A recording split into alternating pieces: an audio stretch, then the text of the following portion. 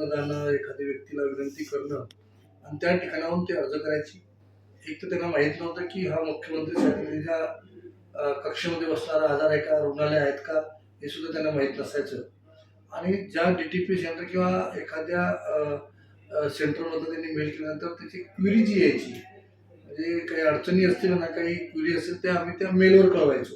बरोबर. आणि मेलवर कळल्यामुळे तो मेलवाला जो असेल तो सेंटरवाला त्यांना कळवत नव्हता आणि शेवटी रुग्ण किंवा रुग्णाचे नातेवाईक या ठिकाणी मंत्रालयामध्ये फॉलोअपसाठी येत होती. आणि त्या दिवशी जायची आणि त्यांचा पेशंट त्या ठिकाणी ऍडमिट असायचा. इथे आल्यानंतर काही रुग्णांना असं कळायचं की त्याचा अर्ज हा नामंजूर झालेला आहे, तो निकषात बसत नाही, ते रुग्णालय इम्पॅनल नाही, अशा प्रकारचं या ठिकाणी वर्किंग पॅटर्न होतं.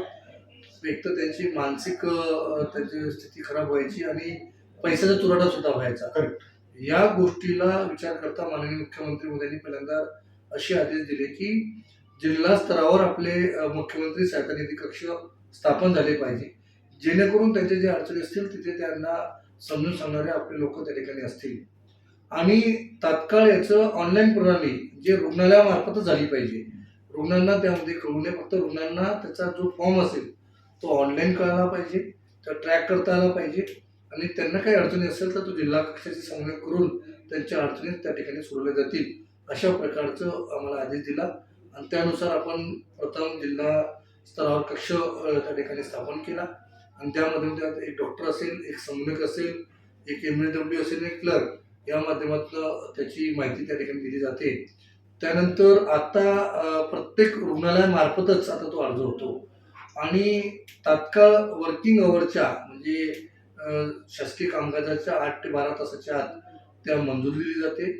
आणि त्याच्यामध्ये असं आहे की एकूण रकमेच्या 30% ॲडव्हान्स त्या ठिकाणी दिला जातो. आणि जेव्हा रुग्णाचा डिस्चार्ज असेल त्याचं युटिलायझेशन म्हणजे जे वापरलेलं म्हणजे जे उपचार केले असतील त्याचं ताळेबंद खर्चाचा युटिलायझेशन सबमिट केला की उर्वरित 70% त्या ठिकाणी रक्कम जाते आणि ते रुग्णांनाही कळते की त्याच्यावर काय उपचार झाला आहे, किती पैसे खर्च झाला आहे, आणि त्या रुग्णाच्या नातेवाईकांना सुद्धा त्या ठिकाणी कळत असते.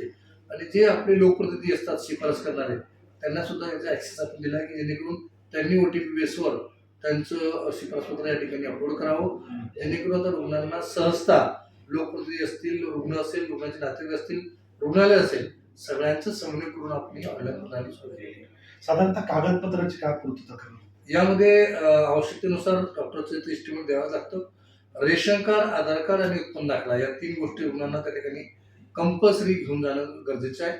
त्यानुसार बाकीच्या प्रोसेस या रुग्णालय करत असतं. आणि या माध्यमातून काही अडचण जर असेल तर रुग्णांनी टोल फ्री नंबर आपण डेडिकेटेड या ठिकाणी ठेवलेला आहे, ज्याचा क्रमांक पण आहे 1800-123-2211. हा नंबर असल्यामुळे रुग्णांना सहजता कशी करता येईल आणि मुख्यमंत्री सहायता निधीमधून जलदगतीने पारदर्शी पद्धतीने याच्यामध्ये मदत कशी करता येईल याची रचना माननीय मुख्यमंत्री देवेंद्रजींच्या माध्यमातून केली जाते. म्हणजे अगोदर किती दिवस लागायचे ना आता किती दिवस लागतात? अगोदर तर असा वेळच नव्हता की 15-20 दिवस एका प्रकरणाला डिस्पोज करण्यामध्ये लागत होती. कक्ष स्थापन झाल्यावर तो 8 ते 10 दिवसावर आम्ही आणला आणि आता या ऑनलाईन प्रणालीच्या माध्यमातून तो आता वर्किंग अवरच्या 8 ते 12 तासाच्या आत आपण करतो. आपण कक्ष कुठे स्थापन केला, म्हणजे कुठल्या जिल्ह्यामध्ये, कुठल्या प्रत्येक जिल्हाधिकारी कार्यालयामध्ये आपण तो कक्ष स्थापन केला आहे. ज्यांना ज्या रुग्णांना किंवा रुग्णाच्या नातेवाईकांना रुग्णालयांना अडचणी असतील त्या कक्षाच्या माध्यमातून समन्वय करून त्यांच्या अडचणी त्या ठिकाणी सोडवतात.